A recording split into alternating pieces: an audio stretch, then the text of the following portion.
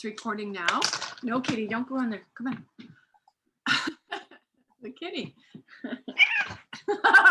Oh my God. I can't touch my cat, by the way. All right, ready for you, Alex? Still see me? Yeah, I can see you fine. Here we go. Today's Q&A moderator, Alex Ben Block, is an award-winning show business journalist and show business historian. Welcome, Alex. Hello, I'm Alex Ben Block, and I'm here to talk about the incredible new documentary, Wild Daze. Today, our guests are going to be Mike Korchinsky, who is an innovative conservationist, Keith David, who's the narrator and a well-known actor and voiceover artist, and the passionate filmmaker behind this amazing documentary, Phyllis Stuart. Let me start by telling you a little bit about Phyllis. Phyllis is the director, producer, writer, and creative force behind this powerful new feature-length documentary. Over the past 6 years, she interviewed almost 100 scientists, conservationists, artists, and activists from all over the world, making multiple trips to Africa to meet with top experts in the field, including Dr. Jane Goodall. Stuart put her own life on the line as she went about some of the making of this, including going undercover in African countries where filmmakers are not welcome. Now, with her timely documentary Wild Daze, Stuart has reached new heights. The story is not just about the threat to Africa, however. It's also the impact on the United States and the entire planet as the systematic murder of wildlife leads to drastic climate change. Human survival literally hangs in the balance. Wild Daze is Phyllis Stuart's profound cinematic call to action for the entire planet, and it would never have happened without her passion and her determination. So Phyllis, I'm so glad to be speaking with you today. And would you tell us about your passion for this? You put so much of your life into this project. You've worked so hard to make it happen on every level, from helping arrange the financing to producing, directing. Truly, you are an amazing filmmaker. But where did this passion come from? Why this project? It originated from seeing an image of an elephant. I saw an image of an elephant and her face was missing, and I just stopped in my tracks. I couldn't believe it. I knew nothing about Africa. I was told to clean my plate and there were starving children there, but that's about it. And I started out as it was going to be about elephants and the poaching of elephants. And then it expanded the more and more and more I learned. I filmed over 100 people in 9 countries. And essentially they taught me what to do and what story is most pressing. And I could make an hour-long film on each and every person I filmed. So I just felt like if I knew this information and saw this information, I couldn't sit back and not take some kind of action. And being a filmmaker, I thought if I could galvanize lots and lots of people to understand what's happening, maybe, I could get some kind of group effort and we could abate the ecocide. Define ecocide for us, for those who don't know what it means. It's the decimation of the environment. That's what's really going on. A lot of people have been talking about climate change and about what's really happening in the environment, but we have been taking more than our share from the earth, and the earth cannot sustain the kind of extraction that we are imposing upon her. Well, what you found in Africa, I think, is even more than that, in that because of the population pressure, because of the lack of food, and because of greedy people, and because of the actions of a form of organized crime, animals are being slaughtered for the stupidest reasons. I mean, one of the things about your documentary that struck me is you show such beauty. These animals are so magnificent and the environment is really amazing. So tell me, at the heart of this documentary, what makes this important? What is the heart of the matter here for you? Well, I think it's an interesting question, Alex, and I think it depends on who I'm talking to. For instance, when I added the information to the film about how international crime cartels were driving and fueling this decimation and the illegal hunting, you want to, like Gretchen Peters is in the film talking about it and fighting it, George Clooney's group, the NGO and the Enough Project, is in it fighting the warlords, because those guys are basically disrupting entire communities inside of Africa. They're enslaving children, turning them into child soldiers, and then decimating the wildlife to fund their efforts. And that was the most shocking to me. And if you're talking to the US Congress, you want to say, hey, it impacts us this way. It's a security threat, right? If I'm talking to an animal lover, I'll say, I'm talking to you. They don't deserve to be killed just because we want them. It's a certain sort of speciesism and arrogance that human beings seem to perpetuate.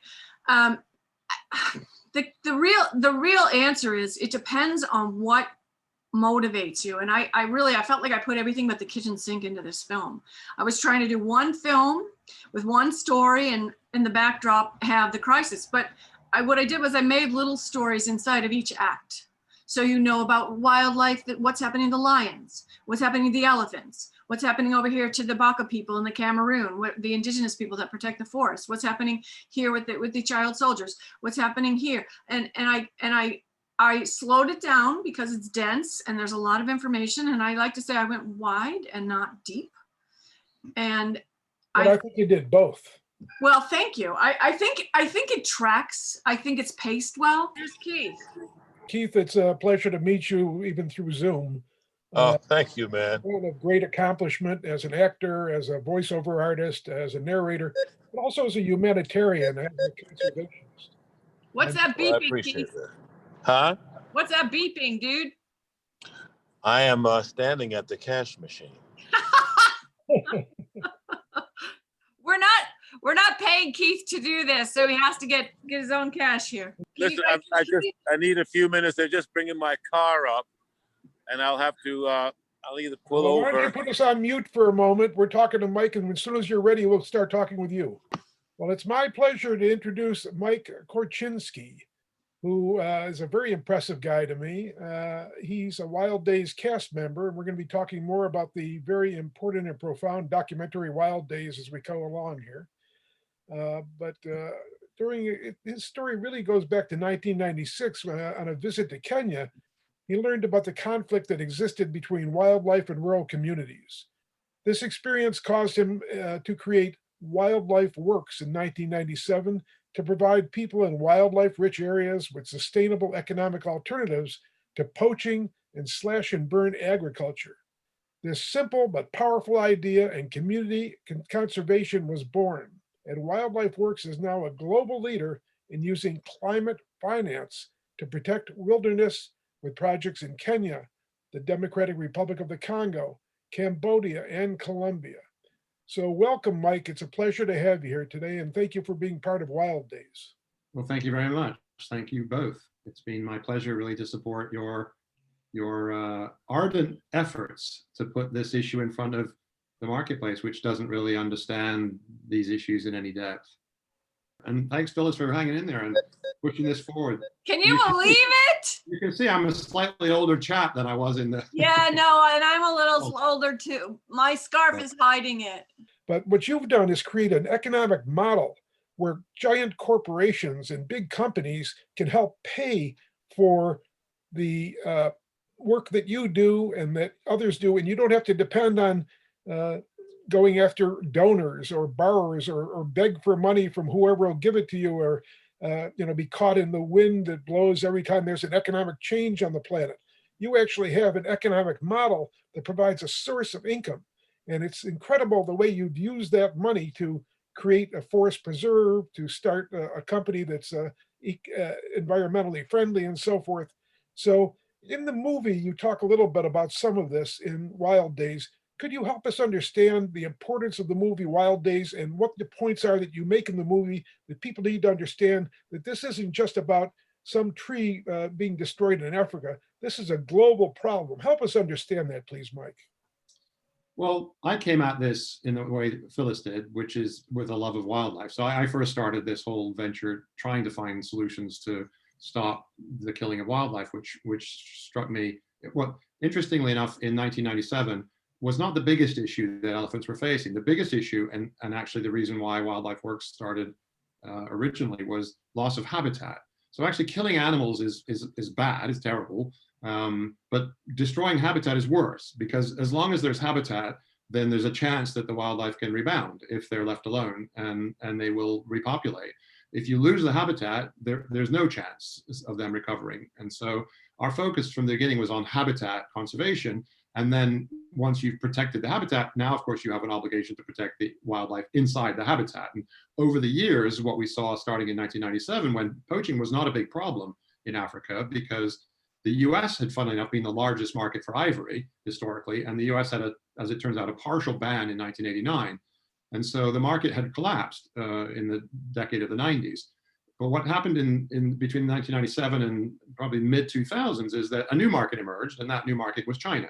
So as China sort of had aspiration for international expansion, they developed an appetite for wildlife products broadly, and ivory in particular. And so we saw this upswing in ivory poaching in the areas that we were working, and increased pressure. And that's what Phyllis's movie came along and tried to expose, because a lot of people thought that ivory poaching was a thing of the past. We're getting Keith, you guys. There's Keith. Hi, Keith. How are you? So anyway, you did a great job as the narrator of this documentary, and Well, I appreciate that. I mean, it's a cause that it's a hearted cause. I am. Tell me a little bit about that. Maybe just let's start there. Why is it an important cause to you? As listening to the prior conversation you guys were having, there is no longer any they and us. I believe that there is no longer any they and us. Whatever affects one part of the world affects all of us eventually. Sometimes more immediately than other. I mean, if you remember a couple of years ago when we had all that turbulence here in the Pacific Ocean, and from the tsunami that had happened over in Thailand. I mean, there is no them and us. We are the inhabitants of this planet, and we have to nurture and take care of this planet. If we don't, who is? And I believe every living creature needs to be respected. Well, as we've been talking about, I think the interconnectedness of all the countries in the world, all the people in the world, and as you say, all the creatures in the world is something that we're only beginning to fully understand. And America and other countries have been very selfish societies in certain ways. And that selfishness is no longer acceptable, because we either all do better together, or we all face a terrible future in terms of the climate, in terms of weather changes. And that's the thing, man. Everything, like I said, it may not always have an immediate reaction. I mean, certainly, here in America, African poaching doesn't have an immediate reaction, except for the people who are sanctioning it and paying for it from over there. But eventually it does trickle down. It's a matter of recognizing the importance of what you're seeing. For a lot of Americans, and I'm sure Europeans as well, they look at this and they think, oh, that's that problem in that crazy continent of Africa. It doesn't really matter to me. But one of the things you managed to do here is to connect the dots between the decimation of the animals, the destruction of the habitat, and the shrinking of the natural lands, and how that affects the climate and adds to the global climate crisis. Can you explain that better for us so that people will understand what that connection is, and why understanding what you're saying in this film matters if you live in Los Angeles, New York, or anywhere in between? Yeah, thanks. I spoke to a brother of mine I hadn't spoken to in a number of years today. And he's in the airline business. So he said, hey, can you get me a great ticket to Africa? And he goes, why would you want to go to Africa? There's nothing there. There's nice animals, but there's nothing there. I'm like, well, the United States fits 3 times on the African continent. So there's plenty there. And there's extraordinary opportunities for development. And there's so many places where you could contribute. Or just be selfish and just go and see the beauty and absorb it. What I sneaked into the movie is subtle, and I don't know that a lot of people will catch this, but it's really a crisis of identity for human beings to understand. What do you mean? Like, if you knew who you are, and if you knew as an essence who that animal is that somebody's harming, would you harm that animal if it impacted you directly? Like, there's a connectivity on the planet that I don't think people are aware of. Like Keith said, you know, one thing trickles down and impacts the other.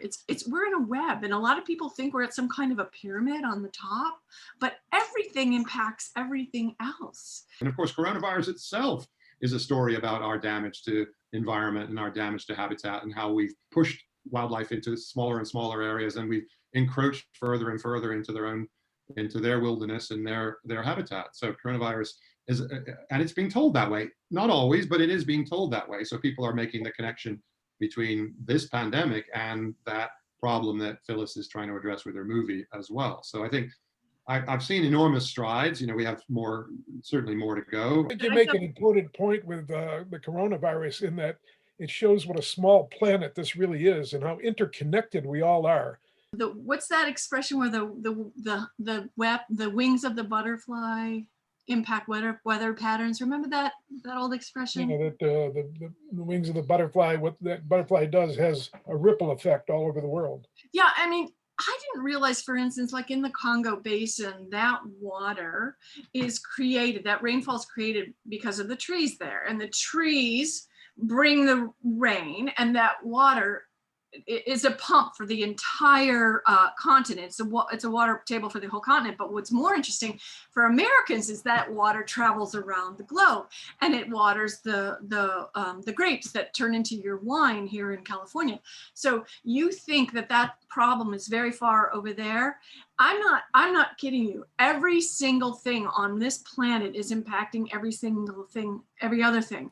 Like, if you find out that the coltan in the earth in Africa that's enslaving and children and having many women raped and murdered goes into your laptop and my cell phone, why are we not taking more agency? Why are we not getting more involved in what's really happening to the source minerals that go into products that we demand?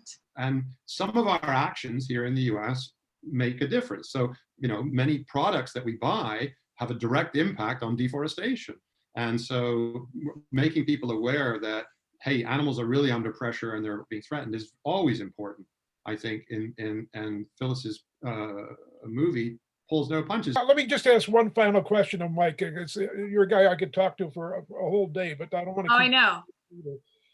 I know that you were at a film festival where Wild Daze premiered, and you saw there was the audience.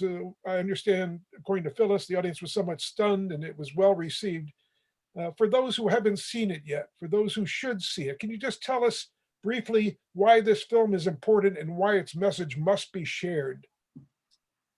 I think it's important because, as I said, if you're here in the United States, you really don't think poaching, you don't even know what it is. You don't know that it's happening. Most of us in the US or in Europe, grow up with wild animals as heroes. You know, we Babar the elephant and other things that we were raised with. And so we have this sort of very romantic view of lions and tigers and bears, oh my, right? And that's not the real world that most of these animals live in. Most of these animals live under constant threat. Would you sum up for me briefly, why is there still time? What has to be done? And how can this movie help get that message out?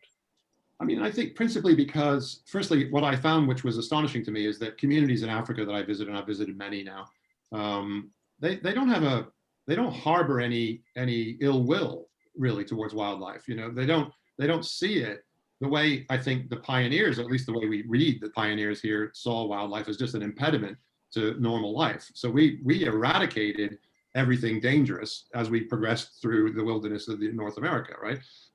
They have not done that. There's never been a moment where they've done that really in Africa. And part of that has to do with the historical, the areas in which wildlife was living, which were really inhospitable to human life for a long time, in dry areas with no permanent water, or in forests with not enough light and things like that. But yeah, what I found is that communities were willing to accept that wildlife was part of their environment. They to almost almost universally, the reaction was, well, of course they belong here, right? Of course they belong here. They'd say that even though they just killed one, right? That raided their crops.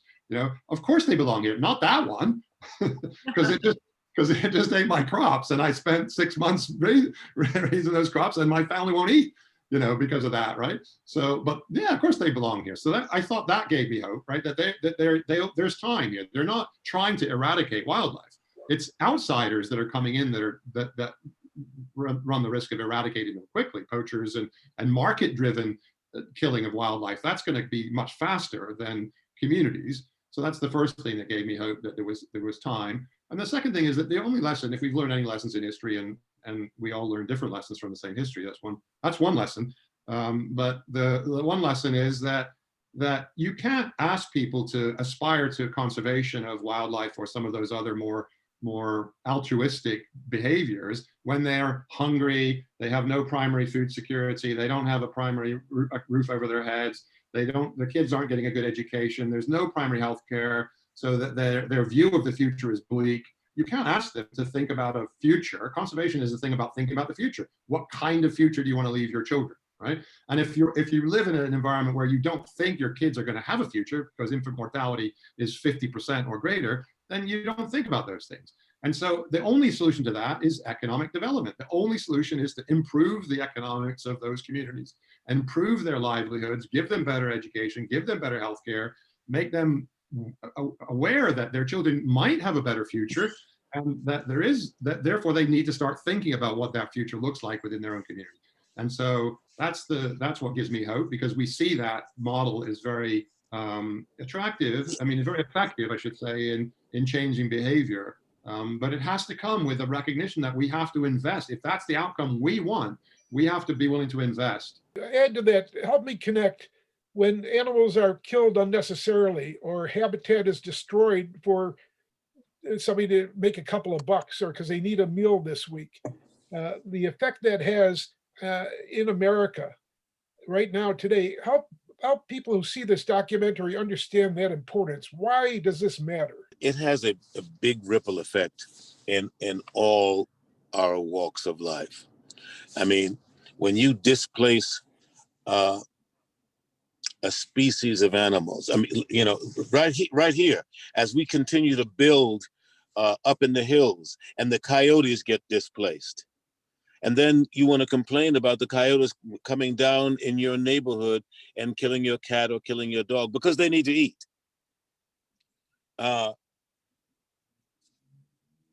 There's the disconnect. You can't have it both ways. If you're going to expand man's environment, you have to respect nature's environment.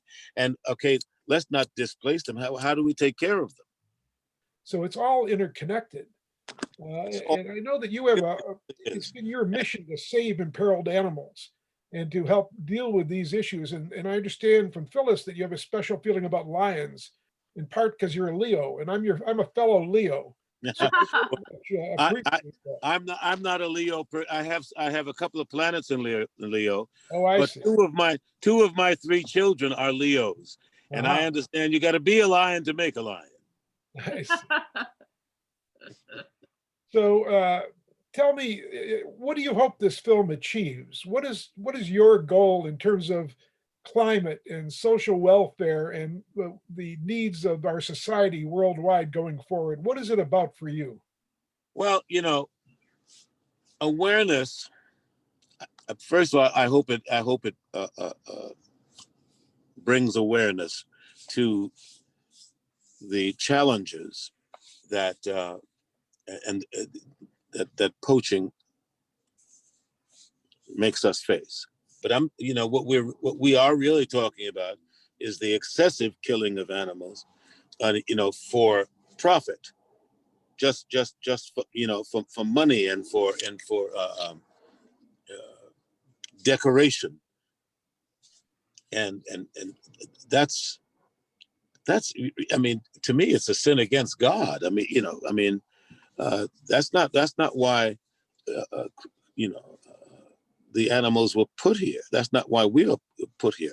I mean, it is as it is as cruel and as inhumane as when human trafficking. And it's, by the way, Keith, I think you hit on something brilliant, because it's the same people doing the human trafficking and the gun trafficking and the drug trafficking are doing the wildlife trafficking. You know, it's $20 billion every year. These bad guys, these international cartels get $20 billion. You said, I had no idea, I mean, about the amount of money. But, when we spoke earlier and you said $20 billion, and I'm like, for far less, people do, horrendous things. So you can certainly understand how prolific this is when somebody is standing to make any portion of $20 billion. Yeah, We were talking about rhino horn, and you go into some of the Chinese markets. When I was over in China, they have these markets where you can you buy snake's blood and all these other kinds of exotic things, and it's mostly, to make your dick hard. And there was one guy on the documentary, and he says, if that's why you're killing elephants or rhinos to get that, then that's your problem is bigger than that. And I think it is important to show the horror. I do believe that at some level. I do think, and one of the reactions, I mean, just to show you how out of touch some of the people are and this was some in LA.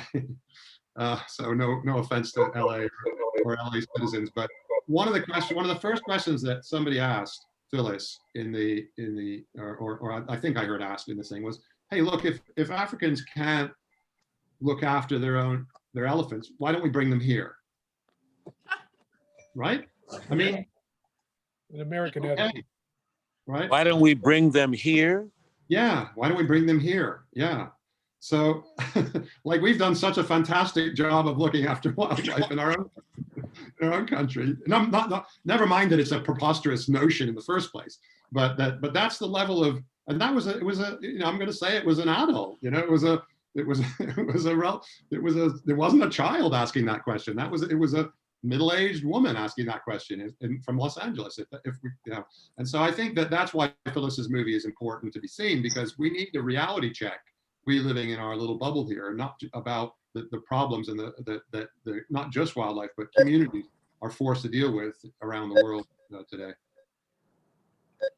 Well, thank you so much, Mike. It's been fascinating listening to you. You're certainly welcome to stay with us. I know if you have time restraints, you're welcome to go, and we're going to chat with Keith a little bit. But again, thank you so much for your contribution, not just to this film, but for what you've done for this planet and this world. It means a great deal.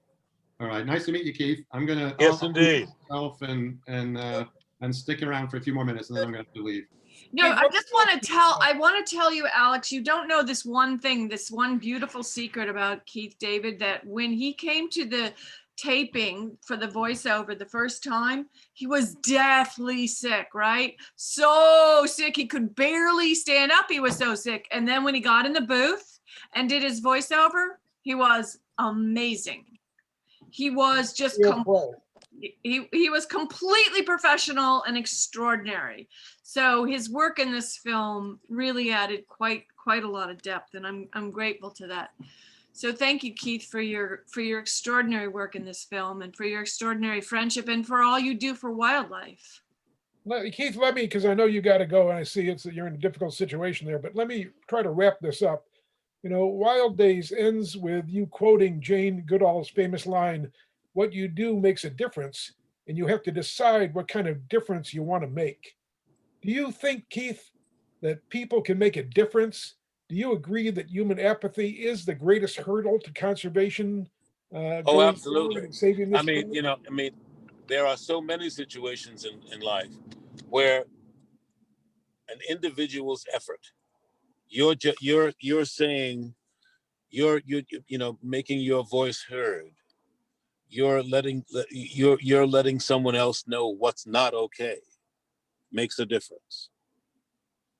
We have to, whenever we see injustice, we have to speak out on it. We have to let it known that is not okay.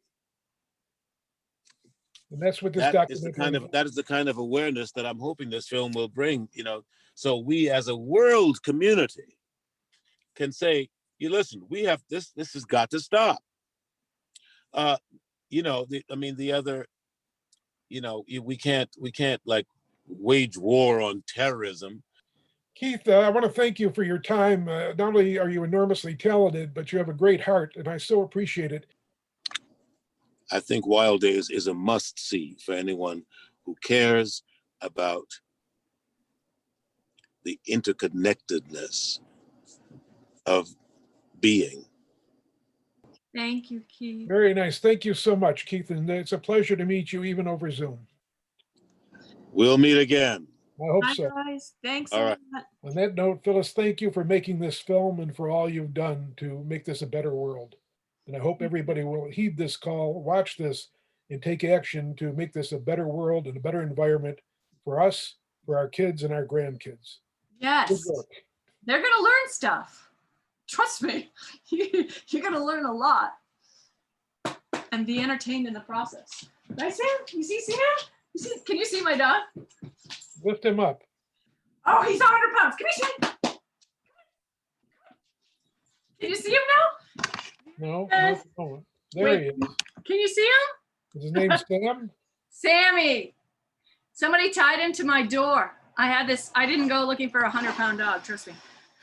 Somebody tied that dog to my door with a bag of food. Yeah, I bye. have a feeling you don't take on easy projects.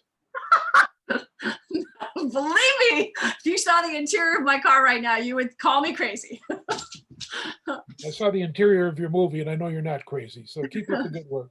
Thank you. Bye.